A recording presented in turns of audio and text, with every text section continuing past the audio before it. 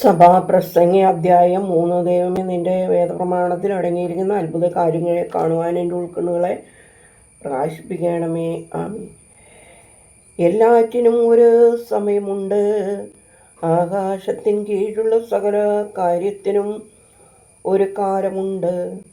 ജനിപ്പാൻ ഒരു കാലം, മരിപ്പാൻ ഒരു കാലം, നടുവാൻ ഒരു കാലം, നട്ടതു പറിക്കുവാൻ ഒരു കാലം, കൊല്ലുവാൻ ഒരു കാലം, സൗഖ്യമാക്കുവാൻ ഒരു കാലം, ഇടിച്ചു കളയുവാൻ ഒരു കാലം, പണിയുവാൻ ഒരു കാലം, കരയുവാൻ ഒരു കാലം, ചിരിക്കുവാൻ ഒരു കാലം, വിലപിക്കാൻ ഒരു കാലം, നൃത്തം ചെയ്യുവാൻ ഒരു കാലം, കല്ല് പെറുക്കിക്കളയുവാൻ ഒരു കാലം, കല്ല് പെറുക്കി കൂട്ടുവാൻ ഒരു കാലം, ആലിംഗനം ചെയ്യുവാൻ ഒരു കാലം, ആലിംഗനം ചെയ്യാതിരിപ്പാൻ ഒരു കാലം, കെട്ടുവാൻ ഒരു കാലം, അഴിക്കുവാൻ ഒരു കാലം, കീറുവാൻ ഒരു കാലം, തിന്നുവാൻ ഒരു കാലം, മിണ്ടാതിരിപ്പാൻ ഒരു കാലം, സംസാരിപ്പാൻ ഒരു കാലം, സ്നേഹിപ്പാൻ ഒരു കാലം, ദേഷിപ്പാൻ ഒരു കാലം, യുദ്ധകാലവും സമാധാനകാലവും ഉണ്ട്.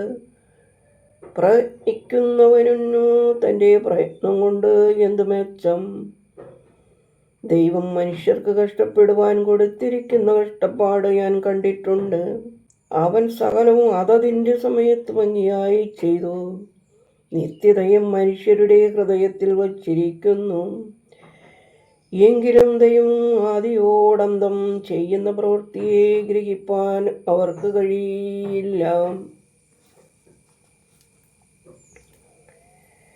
ജീവപര്യന്തം സന്തോഷിക്കുന്നതും നന്മ ചെയ്യുന്നതുമല്ലാതെ ഒരു നന്മയും മനുഷ്യർക്കില്ല എന്നും ഞാൻ അറിയുന്നു.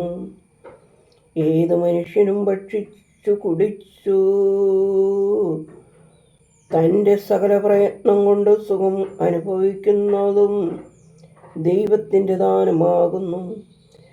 ദൈവം പ്രവർത്തിക്കുന്നതെല്ലാം ശാശ്വതം എന്ന് ഞാൻ അറിയുന്നു. അതിനോടൊന്നും കൂട്ടുവാനും അതിൽ നിന്നൊന്നും കുറയ്ക്കുവാനും കഴിയുന്നതെല്ലാം. മനുഷ്യർ തന്നെ ഭയപ്പെടേണ്ടതിന് ദൈവം അത് ചെയ്തിരിക്കുന്നു. ഇപ്പോഴുള്ളത് പണ്ടുണ്ടായിരുന്നു, ഉണ്ടാകാനുള്ളതും മുമ്പുണ്ടായിരുന്നത് തന്നെ. കഴിഞ്ഞു പോയതിനെ ദൈവം വീണ്ടും അന്വേഷിക്കുന്നു. പിന്നെയും ഞാൻ സൂര്യന് കീഴെ ന്യായാസനത്തിൽ അന്യായവും നീതിയുടെ സ്ഥാനത്ത് നീതികേടും കണ്ടു. ഞാൻ എൻ്റെ മനസ്സിൽ, ദൈവം നീതിമാനെയും ദുഷ്ടനെയും ന്യായം വിധിക്കും. സകല കാര്യത്തിനും സകല പ്രവൃത്തിക്കും ഒരു കാലമുണ്ടല്ലോ എന്ന് വിചാരിച്ചു.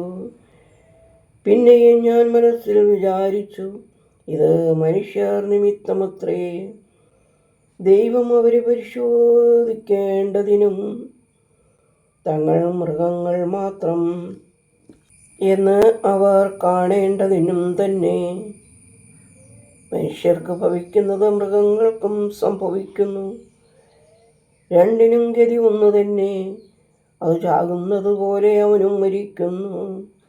രണ്ടിനും ശ്വാസം ഒന്നത്രേ. അവിടെയും മനുഷ്യന് മൃഗത്തേക്കാൾ വൈശിഷ്ട്യമില്ല. സകലവും മായ തന്നെ. എല്ലാം ഒരു സ്ഥലത്തേക്ക് തന്നെ പോകുന്നു. എല്ലാം പൊടിയിൽ നിന്നുണ്ടായി, എല്ലാം വീണ്ടും പൊടിയായി തീരുന്നു. മനുഷ്യരുടെ പ്രാണൻ മേലോട്ട് പോകുന്നുവോ? മൃഗങ്ങളുടെ പ്രാണൻ ഭൂമിയിൽ കീഴോട്ട് പോകുന്നുവോ? ആർക്കറിയാം? അതുകൊണ്ട് മനുഷ്യൻ തൻ്റെ പ്രവൃത്തികളിൽ സന്തോഷിക്കുന്നതല്ലാതെ മറ്റൊരു നന്മയുമില്ല എന്ന് ഞാൻ ഗ്രഹിച്ചു. അതാണ് അവൻ്റെ ഓഹരി. തൻ്റെ ശേഷം സംഭവിപ്പാനിരിക്കുന്നത് കാണുവാൻ ആരവനെ മടക്കി വരുത്തും. ദൈവമേ, സ്തുതി നിനക്ക് യോഗ്യമാകുന്നു. പാർക്കുമോർ.